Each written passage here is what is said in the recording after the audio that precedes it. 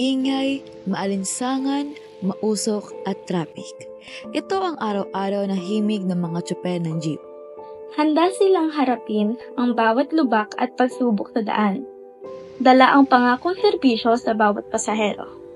Magdamag na kikipagbaka sa karera ng buhay gamit ang manibelang armas upang labanan ng kahirapan at makamit ang bukang liwayway ng pag-asa. Natagpuan namin si Kuya Ronald, 33 taon nang naglilingkod sa kahabaan ng Pacong Maynila hanggang Rotonda. Isang tunay na saksi ng pagbabago at hamon ng panahon. Ang lolo ko at magulang ko, isa ring tsuper dito rin sa asosasyon. So, salin-lahi lang yan. Generation by generation lang. Noon, kapanahon na nila mga 70s, 80s, 90s naman kami. Sa dami ng transportasyon, sapat na ba ang kanilang kinikita? Sa ngayon, bakasyon, maliit ang kinikita namin. Sapat lang para mabuhay ang pamilya. Hindi na pwedeng magkabit. Bali, po, may mga napagtapos na po kayo sa Yes. Sayag. 5 anak ko. 3 na pagtapos ko sa aking sa kanilang pag-aaral sa pamamagitan ng aking pagmamaneho. Yung panganay ko, diyan doon nag-aaral sa EXD. Ay, pangalawa ko sa PUP. Yung pangatlo, diyan din sa Iris. Yung pangapat ko, diyan din sa Iris. Panglima ko, Iris din. Kasi diyan ako nag-aaral ng araw. Bali, 2 na lang yung pinaparang kong college diyan. Yung chief nyo po ba, sa inyo po talaga or hati po sa... Nung araw, hindi sa akin yan. Pero ngayon, naging akin na. Yung mga, gaya nga po nasabi nyo, yung nagpaaral po kayo, para po sa inyo, is parang gano'n po kahirap na pagkasyahin po yung kinikita nyo po sa isang araw. Yes, nung una talaga. Napakahirap. Halos walang natitira sa mga kinikita. Siyempre, ang unahin mo, pamilya. Una, pagkain. Pangalawa, pangaral ng mga bata. So, walang natitira sa akin. Mangungupahan ka pa ng bahay. Magbabayad ka ng kuryente. Magbabayad ka ng tubig. Halos wala nang natitira sa amin.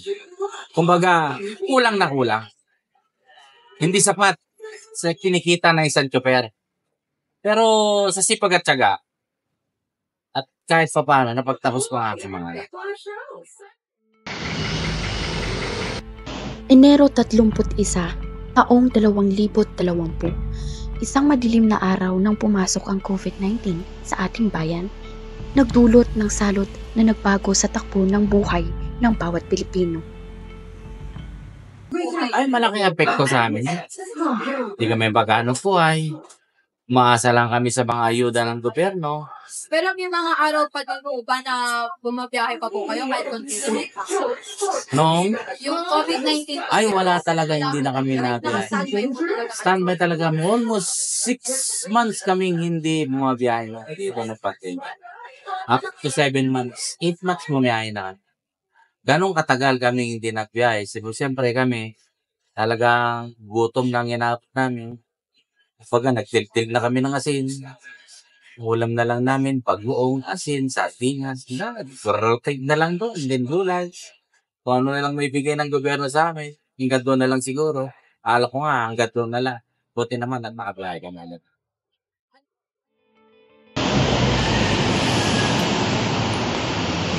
Matapos ang 3 taon, ang inaakalang unti-unting pagbangon ng mga hari ng kalsada ay handa makibaka upang ipaglaban ang kanilang karapatan sa kalsada.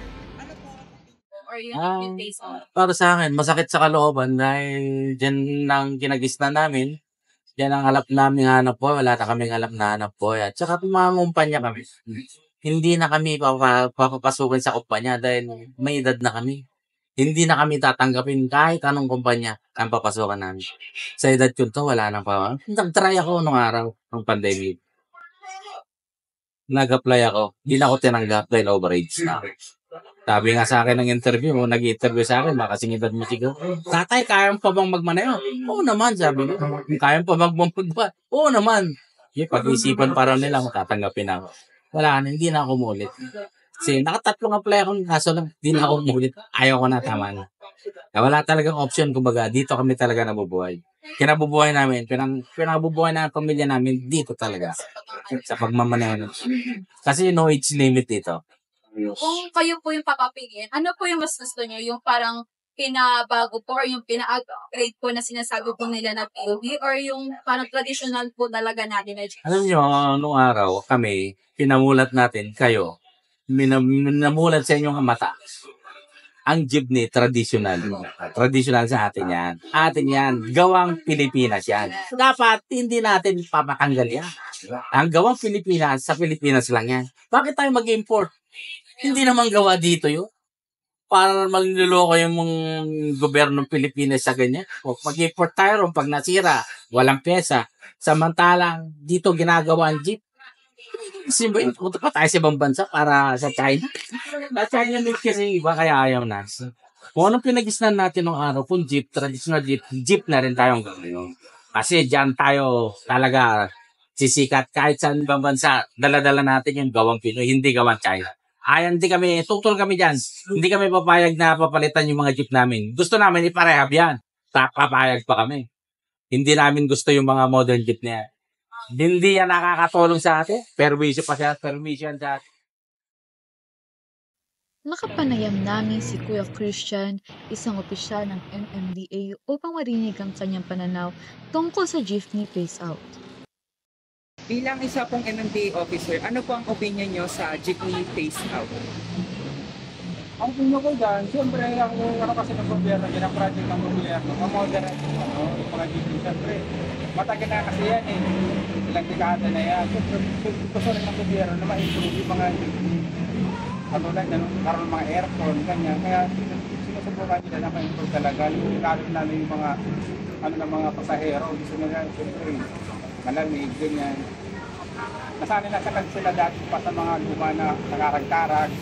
Siyempre, gusto na nila ma-improve.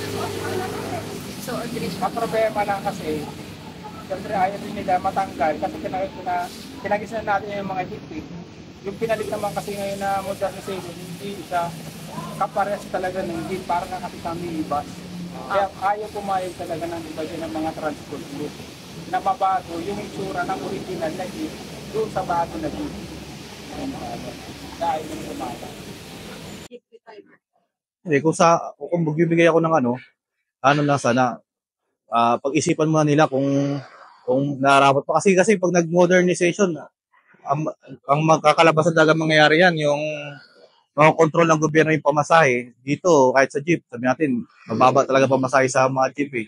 Kasi sa modernization, mataas talaga. Yung mga nagtatrabaho ng construction, mga minimum lang sahod, mahirapan sumakay sa pag nagtaas, wala magawa yung mga Di sa jeep, makakontrol ng pasahero kung sabi nila, yan, hindi bawal magtaas, hindi pa makakapagtaas. Kasi lagi talaga sa jeepney, yun ang huling nagtataas sa mga pamasahe. Sa mga modern. Sinabi nila magtaas, magtataas talaga sila. Sa amin, bilang tsuber, huwag tanggalin ng traditional na jeep. Kasi maraming magugutom na jeepney driver na katulad namin. Hindi lang kami, sa ibang asosasyon pa.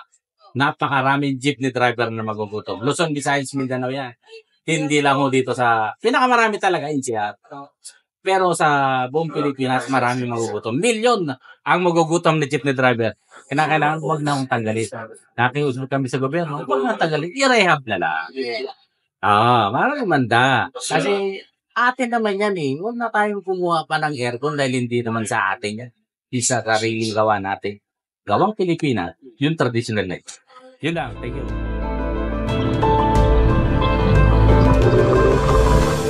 Tinatayang aabot sa 50,000 jeepney driver sa Metro Manila ang maaaring maapektuhan ng phase-out at ng PUV modernization program na nagbabadya ng pagkawala ng kabuhayan para sa marami.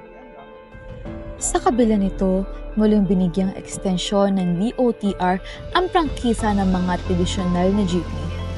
Nagbigay ito ng liwanag sa mga tsoper na patuloy umaasa sa isa pang pagkakataon. Habang may kalsadang tinatahak, patuloy ang pag-ikot ng gulong ng pag-asang baguhin ang bulok paniniwala sa modernisasyon at ibigay ang buong suporta sa rehabilitasyon. Pag-asang maglaan ng mas abot kayang pautang sa mga tsuper na hindi magiging kalansay ang bulsa. Dapat ding itaguyod ang mga programang magpapawi sa gutom. Lumikha ng mga kooperatiba upang alisin ang pasaning boundary system at bigyan ng regular na sahod ang mga tsuper upang makatulong sa kanilang pangangailangan. Higit pa sa modernisasyon, nararapat na pondohan ang pagpapabuti ng mga makina ng tradisyonal na jeep, pagpapalit sa mga bulok na gulong at kalawangin na konstruksyon, at paghahanap ng abot-kayang dekalidad na gasolina upang mapabilis at mapaganda ang serbisyo. Kasabay nito, maglunsad ng mga benepisyong pangkalusugan, pangkaligtasan, at savings plan na magsisilbing sandigan sa oras ng pangangailangan. At higit sa lahat, maghandog ng mga livelihood program para sa mga retiradong tsuper upang patuloy silang magkaroon ng kabuhayan. Sa huli, ang tunay na pagunlad ng bayan ay nakasalalay sa maayos na daan. Isang daang matibay, maayos at handang salubungin ang bukang liwayway ng mas maliwanag na kinabukasan para sa lahat.